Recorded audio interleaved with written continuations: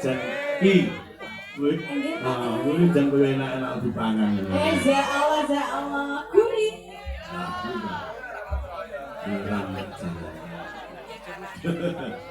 yo dibantu karo Mbak Sulis dibantu karo Mbak Sulis Masya Allah Bunda Sulis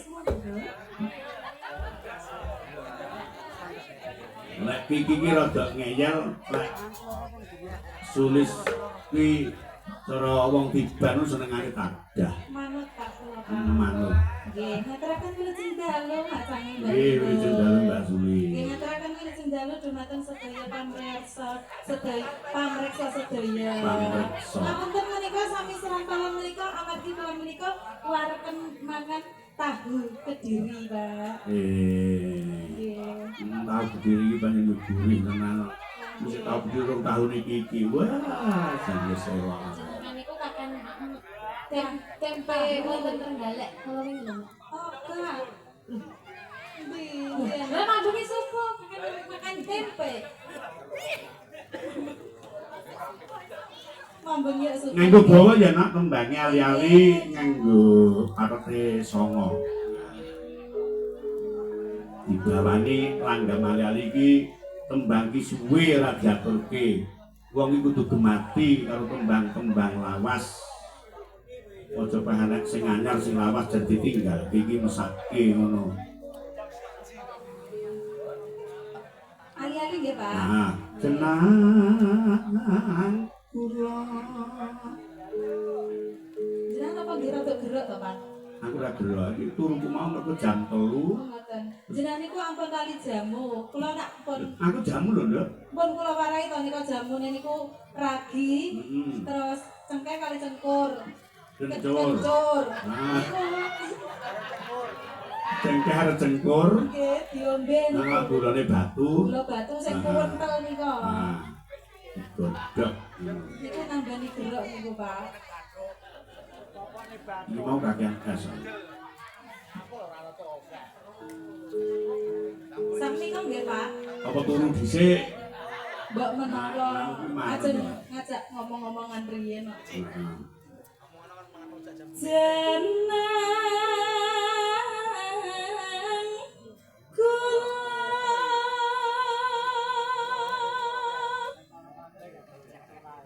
kelali aja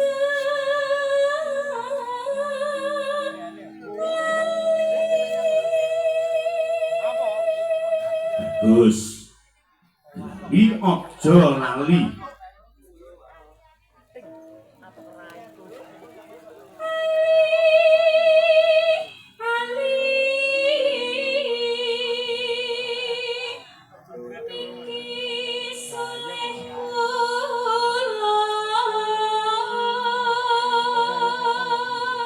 Wong pancen nek dipirsani saka dedeg piadeke dasare gurune rada dawa kuwi swara pancen ya sareng swara kuwi tenan. Mula wong lanang-lanang iki tak elekke lek golek bojo ki sing lencen kuning dhuwur gurune dawa iki. Iki cara panganan ku nyego. Niki makanane mboten kados anu biasane lho, Pak. Lah kaya piye, Mbak? Pakanane keroto niku. Kicau. Oh, dong. Aja dianggap sepele.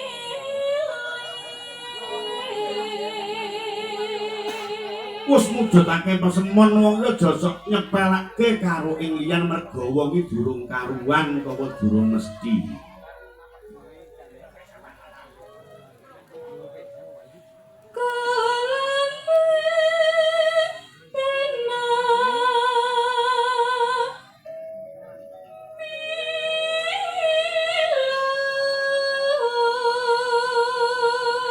Turun di sawangnya dari nyuwara dek suara petin lu bapaknya udah nyedit-nyedit gitu.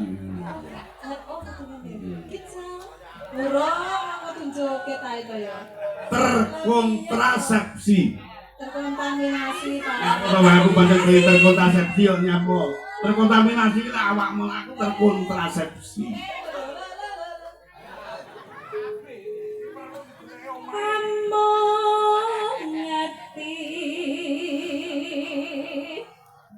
tansah Dali Dali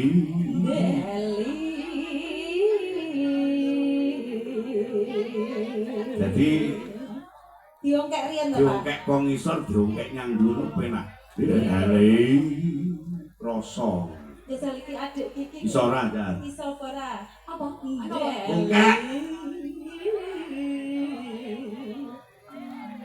baleni kupingi bosok iki lha dalah pokoke sinden-sinden iki kan gelem niru tekoke pake mesti apik nggih saestu saya Pak tenan benjing kula belajar teng dalem jenengan nggih Pak nek pas ibuke ndek enek oke siap pun Pak niki kula larke mantutu dhewe napa niku jagung iki gendere arep melu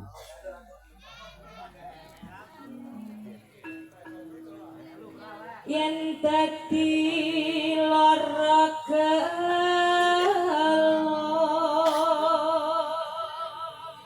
sedih rinten dalu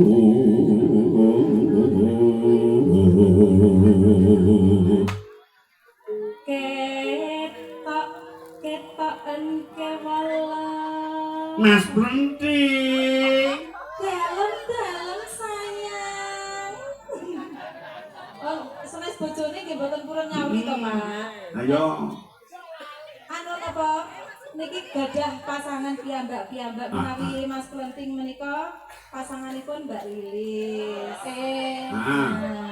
Mbak sama ndak pengen pasang aku sing ndi ini ya ampun semprot kok semprot iki wis kotor lho mbok liyane sing emang apa yang masih sudah kotor ya maksudnya iki yang 10 ngono lho semprot katanya Mbak Sulis kok sudah kotor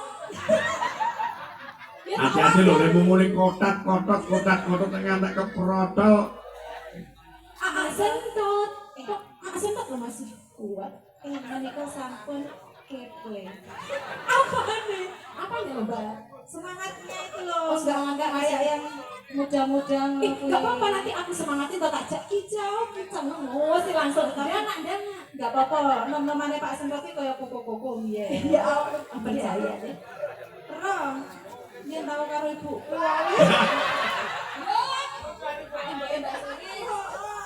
lah iya aku yo gumun sik mireng iki lho lek jare Mas Sentot iki bojone ibuke Mbah Sulis iki ya ngono ki lho Pak bar apa ngerayu ibuku genting ngerayu bulekku lho janane kaya lanang-lanang dhewe ngoten lha apa mak dekemi yo meneng ae kuwi kancane mulane aku gah sapa ning mahmu ki yo nggih kok anggap terus aku ibumu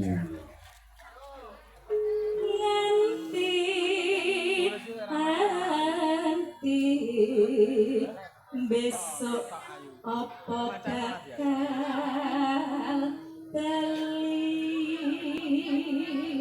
yen bali bejo kula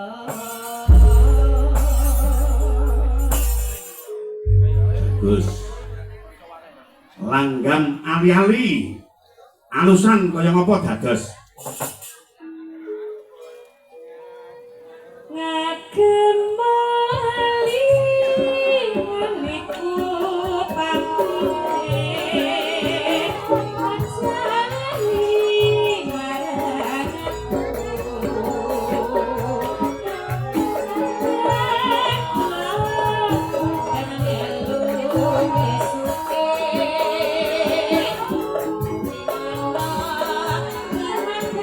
katur bapa didik fajar bolong kerto yo yo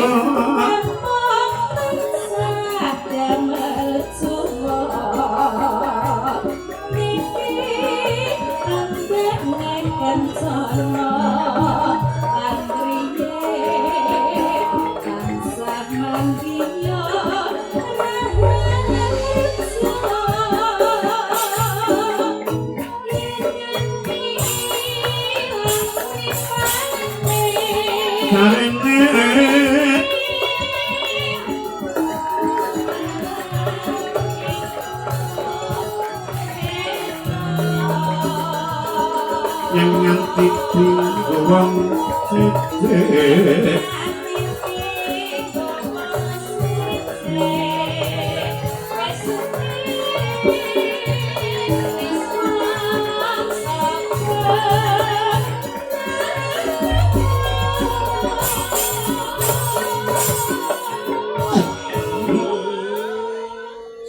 saking lek Selasir.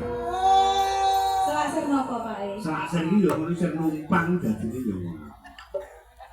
Mboten niku amargi dereng digembleng kalian Mas Daryanto.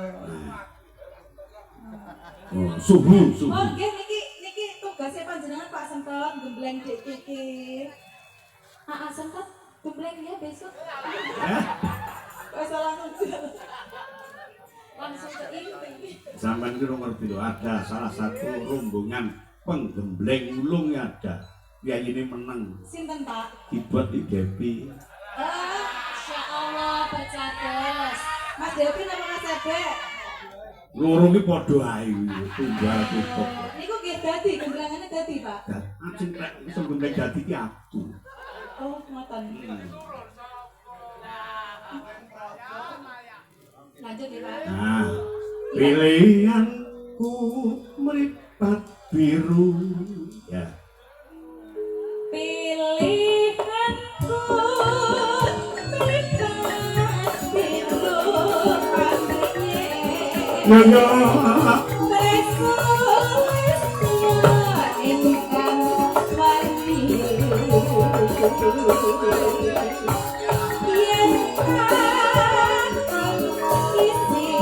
Dan duke sing nembang lungguh dan karo Mbak Kiki sing papat ngadeg Mbak ini karbe.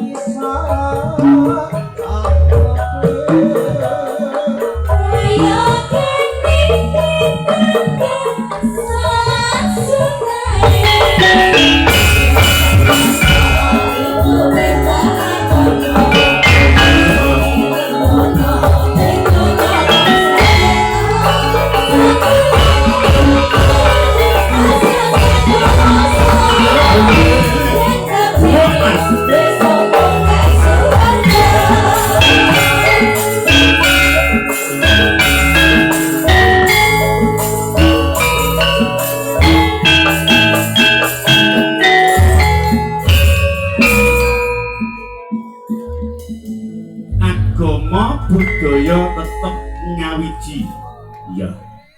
Mergo agama tanpa budaya kuwi ya kurang luas. Budaya tanpa jan iki kuwi kuwi jan kuwi enak-enak dipangan. Ya Allah, gurih.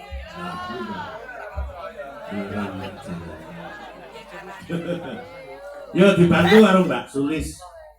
Dibantu karo Mbak Sulis. Masya Allah, Bunda Sulismu. Lek Kiki ki rada ngeyel, lek Sulis kuwi cara wong Tiban senengane tadah. Manut Pak kula, Pak. Manut. Nggih, ngaturaken wilujeng dalu Mak Cangi Mbak. Nggih, wilujeng dalu Mbak Sulis. Nggih, ngaturaken wilujeng dalu dumateng sedaya pamreksa sedaya. Pamreksa.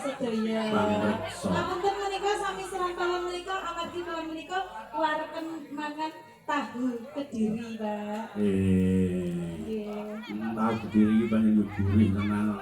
Wis tahu Kediri rong tahun iki. Wah, sange sewa. Niku kakan tempe wonten Trenggalek kula wingi. Oh, Kak. Lah mandungi supo Makan tempe. Mambeng ya sudah. Nganggo bawa ya nak tembange ali-ali nganggo parete songo.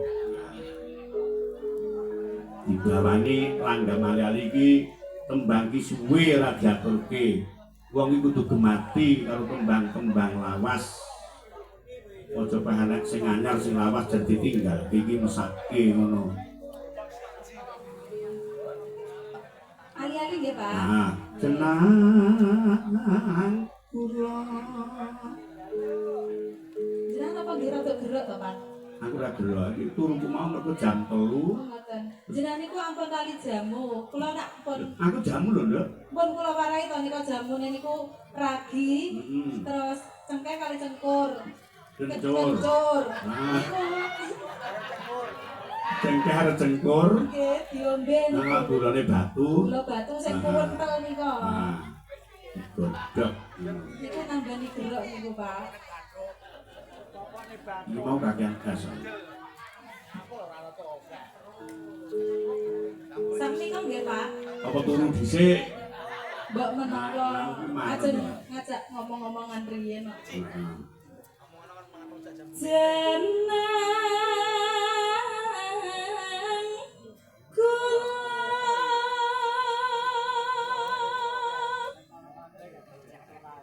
kelali aja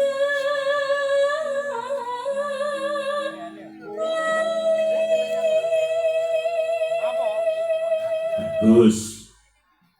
Iki aja lali.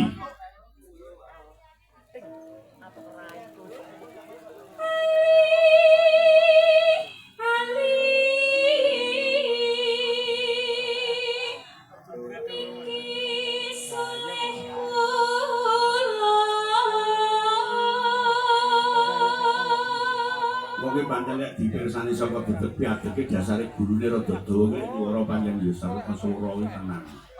Mula wong lanang-lanang iki tak elekke lek golek bojo ki sing rencil kuning dhuwur gurune dawa iki. Iki cara panganan ku nyego. Niki makanannya mboten kados anu biasane lho, Pak. Lah kaya piye, Mbak? Pakanane keroto niku. Kicau. Oh, dong. Aja dianggap sepele.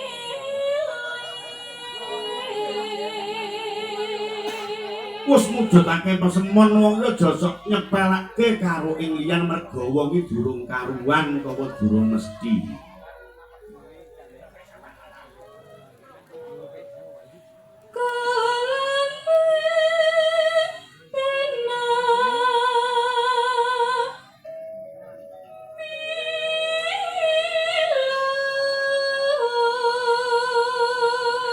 Turun di sawangnya dari nyuwara dek suara peken lu bapaknya udah nyedit.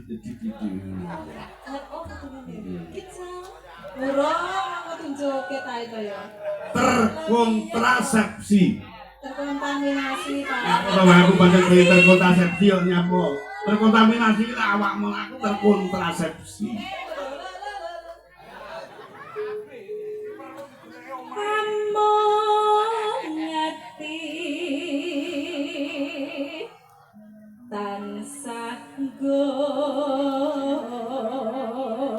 Deli. Deli. Deli.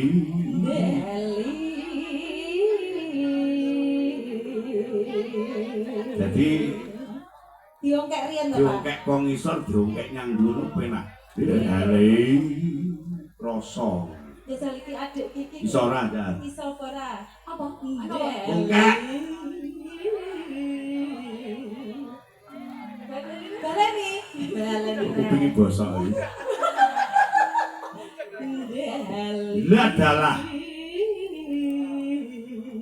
Pokoke sinden-sinden iki kan gelem niru cengkoke pake mesti apik. Nggih, saestu saya, Pak. Tenan. Benjing kula belajar teng dalem jenengan nggih, Pak. Ning lek pas ibuke ndek enek. Oke, siap. Nah. Pun Pak niki kula larke mantutu dhewe. Napa niku? Jagung. Jagung. Iki gendere arep melu.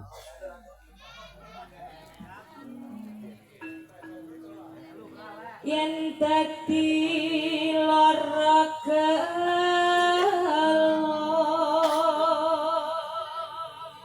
sedih rinten dalu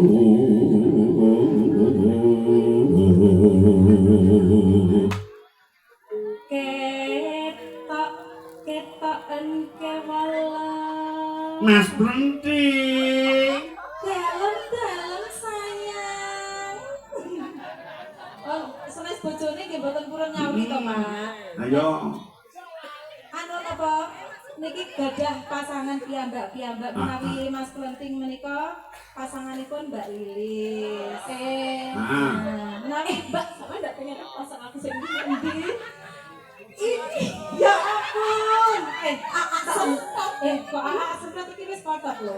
Loh, mbok liyane sing lho kira Emang apa nih yang masih sudah kotor? Ya maksudnya iki yang 10 ngono lho. Sempat katanya Mbak Sulis kok sudah kotor. Ya, hati-hati lho lek muni kotak ngantek keprotol. Sentot. Kok sentot lo masih kuat? Menika sampun keple. Apa nih Mbak? Semangatnya itu loh. Oh, semangat kayak yang muda-muda. Gak apa-apa nanti aku semangatin tak ajak kicau ngono sih langsung dana. Gak apa-apa. Nom-nomane Pak Semprot iki kaya koko-koko piye. Ya apa percaya deh. Rom. Yen tau karo ibuku.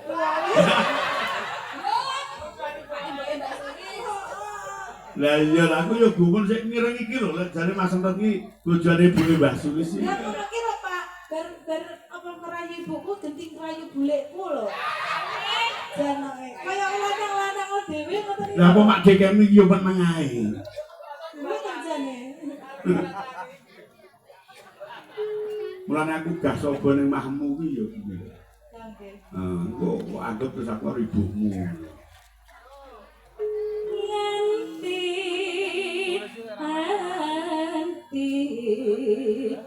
besok apa bakal bali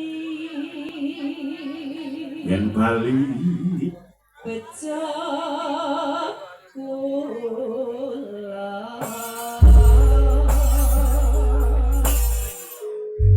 Gus langgam ali-ali alusan kaya ngapa dados ngagem mali miku pamrih ajani marang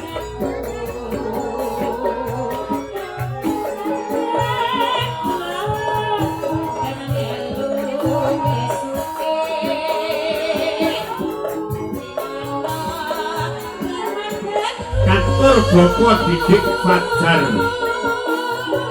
bolong kerto yo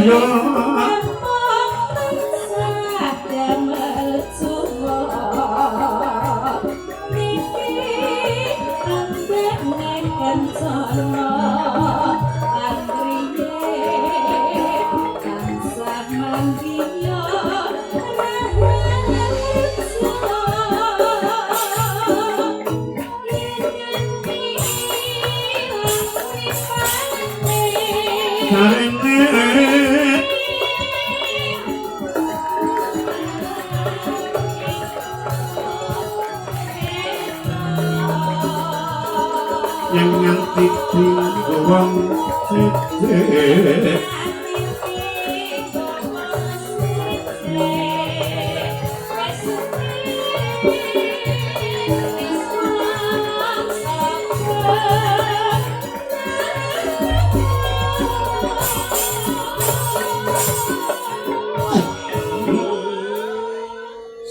saking lek selasir Selasir nopo Pak E? selasir iki ya ngono sing numpang dadine ya ngono. Mboten niku amargi dereng digembleng kalian Mas Daryanto. Oh, subuh. Oh nggih niki tugasnya panjenengan Pak Sempat gembleng Dik Kiki. Sempat gembleng ya besok. Wes Langsung ke ini. Sampai itu ngerti loh, ada salah satu rombongan penggembleng ulung ada yang ini menang Sinten Pak? dibuat di Depi. Masya Allah bacados. Mas Devi nama Mas Ebe. Loro ki padha ae tunggal tutup. Niku nggih dadi gemblengannya dadi Pak. Dan ajeng rek iso gembleng dadi ki aku. Oh ngoten. Lanjut ya Pak. Nah, pilihanku meripat biru ya. Pilihanku meripat biru pamrihnya. Nyonya